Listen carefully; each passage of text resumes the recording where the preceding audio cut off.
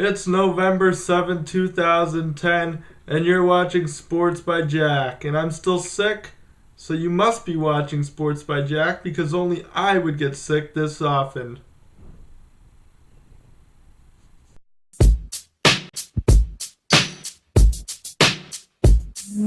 Ah, yes, finally the Toronto Maple Leafs are starting to show their true colors. My beloved Leafs are failing me yet again. They started the season 4-0. I read this stupid little article about how if they go 500 the rest of the season, they're going to be able to make the playoffs. Well, let me tell you right now, 500 isn't looking so good the way they've been playing lately.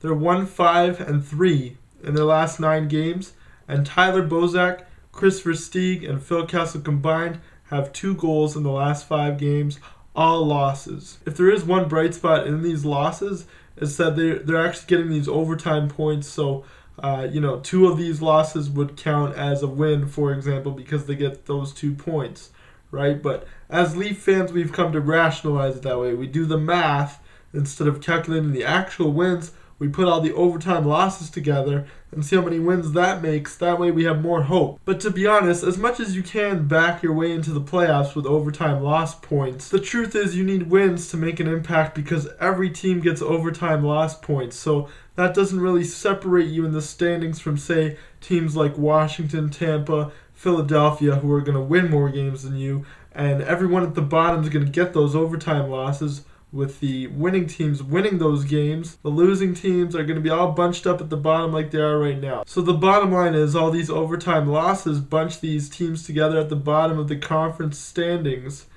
and you have teams battling right to the last game to win those last 2 points to get in.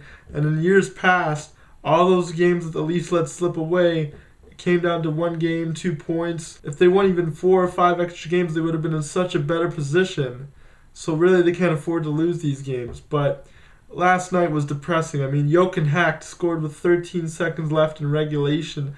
The Leafs had the win locked up, and things like that can't happen. When you have the lead that late, you gotta secure it.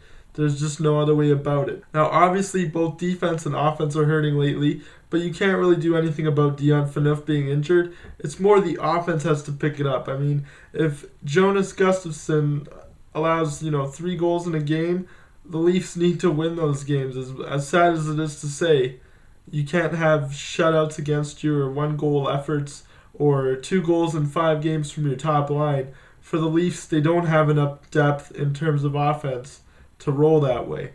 So it remains to be seen how they'll do. Now this raises an interesting scenario for the rest of the season because the Leafs are slipping to probably where they should be, which is right on the outside looking in at 8th place, hoping they can secure a spot at the end of the season. There's a good chance that they won't bounce back and win 5 or 6 in a row at any given point in the season. There's a good chance they'll probably have these smaller winning streaks of 2, 3, maybe 4 games, and then go back to 500 hockey. So the only question I want to pose today, Sports by Jackians, is will the Toronto Maple Leafs make the playoffs this season? Leave your comments below. Tell me why. Thanks for watching. This is Sports by Jack. And if you're not watching my channel, then you don't know jack about it.